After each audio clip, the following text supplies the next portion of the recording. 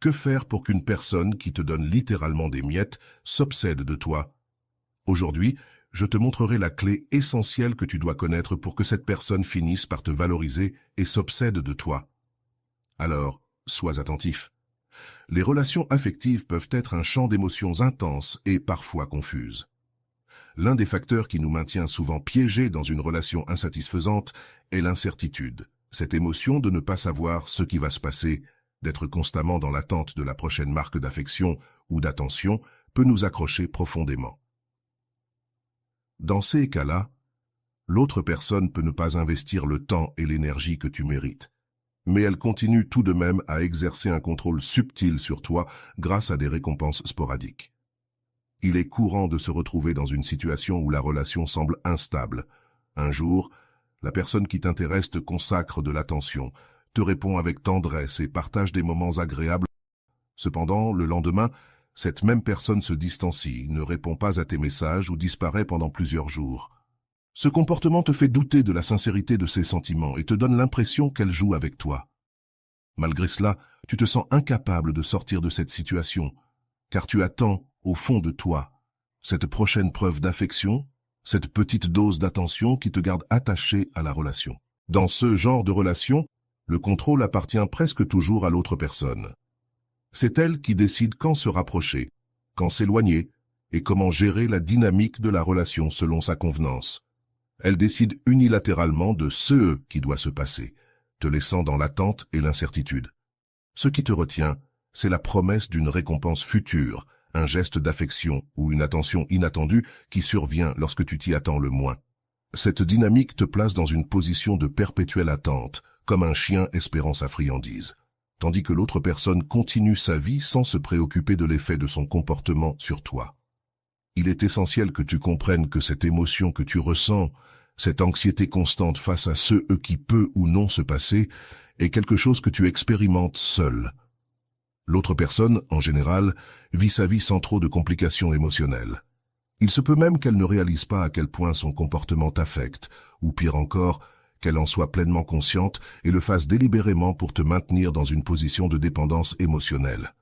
Bien souvent, ces personnes ont des carences émotionnelles ou des insécurités qui les poussent à entretenir plusieurs relations superficielles pour se sentir importantes, jouant avec les sentiments des autres sans jamais assumer de véritables responsabilités émotionnelles. La réalité est que tu es piégé dans une dynamique unilatérale où tes émotions sont manipulées et où tes besoins affectifs ne sont pas réellement pris en compte. Pour te libérer de cette situation, il est crucial que tu reconnaisses cette manipulation et que tu te rendes compte que tu mérites mieux. Il n'est pas facile de rompre avec ce type de relation, surtout lorsqu'il y a une manipulation émotionnelle aussi forte. Cependant, en reconnaissant la réalité de la situation et en commençant à privilégier ton bien-être émotionnel plutôt que d'espérer une récompense occasionnelle, tu pourras commencer à te détacher et à rechercher des relations qui t'apporteront l'amour et le respect que tu mérites vraiment. Dans de nombreuses relations déséquilibrées, l'une des tactiques les plus courantes est l'éloignement intermittent. La personne se distance, te donne un peu d'attention, mais ne rompt jamais complètement le lien.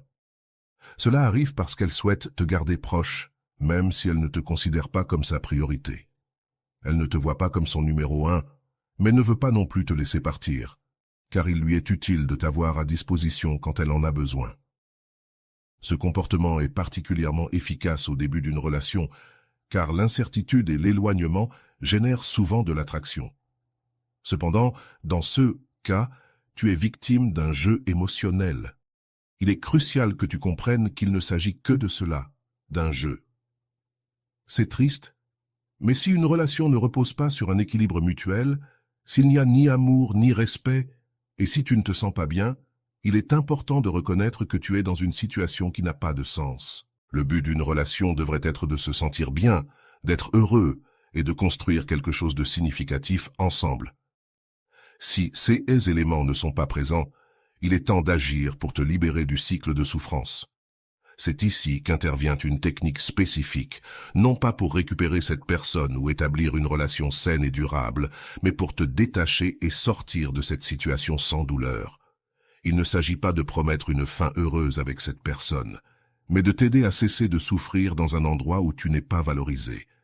Un aspect clé pour te libérer est d'identifier ta propre réaction face à l'attention que tu reçois. Demande-toi comment tu réagis lorsque cette personne te donne un peu d'attention. Un message, une invitation au cinéma, une journée ensemble. Normalement, lorsque nous sommes amoureux et aveuglés par nos émotions, nous réagissons de deux manières. Soit nous mettons cette personne sur un piédestal, lui attribuant une valeur démesurée pour cette petite marque d'attention, soit nous renforçons notre comportement en essayant de faire plus, dans l'espoir de recevoir plus de récompenses à l'avenir. Cependant, cette approche échoue généralement, car l'autre personne ne réagit pas en fonction de tes efforts. Son comportement est simplement une manifestation de sa nature.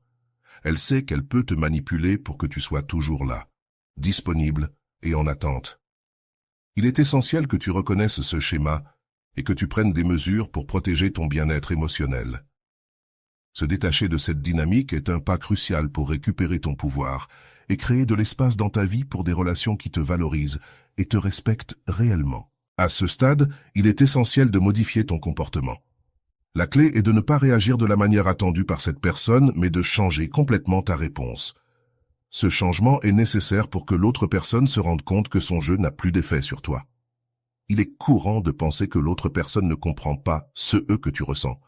Peut-être parce que tu crains qu'elle s'éloigne ou parce que tu crois qu'elle ne prend pas la relation au sérieux à cause de ton manque d'expressivité. Pourtant, c'est une erreur. Les actions sont bien plus éloquentes que les mots. Si, par tes actions, cette personne n'a pas compris ce que tu ressens, le problème ne vient pas de toi, mais d'elle. C'est ici qu'une stratégie cruciale entre en jeu pour te libérer de cette situation. Tu ne peux pas espérer que cette personne change d'attitude simplement parce qu'elle comprend qu'elle te fait du mal. Les gens ne changent pas, à moins qu'ils prennent pleinement conscience de leurs actions et qu'ils les ressentent profondément. La seule façon pour cette personne de modifier son comportement est de la déstabiliser en lui montrant qu'elle n'a plus de contrôle sur toi, que ta réaction a changé. C'est l'approche que nous devons apprendre et appliquer pour que tu puisses te libérer de cette dynamique toxique. Lorsque tu es piégé dans une relation toxique, le premier pas crucial est de retirer à l'autre personne le contrôle qu'elle exerce sur ta vie. C'est la clé pour commencer à rompre le cycle dans lequel tu te trouves. Les relations saines reposent sur la réciprocité, mais dans une dynamique toxique, il est courant qu'une personne contrôle la relation en distribuant de petites doses d'affection, te maintenant piégé avec des gestes occasionnels qui ne font que nourrir tes attentes. Il est important de comprendre que la personne qui te maintient piégé dans cette dynamique est parfaitement consciente de ce qu'elle fait. Elle sait qu'elle doit t'offrir quelque chose de temps en temps pour maintenir ton intérêt, que ce soit un message affectueux ou un geste tendre. Cependant, ces gestes ne sont que des miettes, conçus pour te garder disponible quand cela lui convient. Ce que tu dois faire, c'est ne pas tomber dans ce jeu. Reconnais que ces miettes ne se transformeront pas en quelque chose de plus grand ou de satisfaisant, car la personne n'a pas l'intention de changer son comportement. Lorsque cette personne se rapproche avec ses petits gestes, il est crucial que tu restes ferme et que tu ne tombes pas dans le piège. Pour y parvenir, remplis ta vie d'activités qui te rendent épanoui et qui ne dépendent pas de la relation. Si cette personne décide de t'ignorer ou de ne pas répondre à tes messages, ne réagis pas avec anxiété ni ne cherche des explications. Au lieu de cela, ne réponds simplement pas. Ou si tu le fais, fais-le de manière détachée. Affirme ton indépendance émotionnelle et montre-lui que tu ne joueras plus selon ses règles. C'est seulement de cette manière qu'elle commencera à s'interroger sur son comportement. Lorsque l'autre personne ne peut plus compter sur la réaction prévisible qu'elle attendait, elle peut commencer à s'inquiéter, à se demander pourquoi elle n'a plus de contrôle sur toi. C'est à ce moment-là qu'elle peut commencer à changer, non pas parce qu'elle se soucie de toi, mais parce qu'elle veut retrouver le contrôle.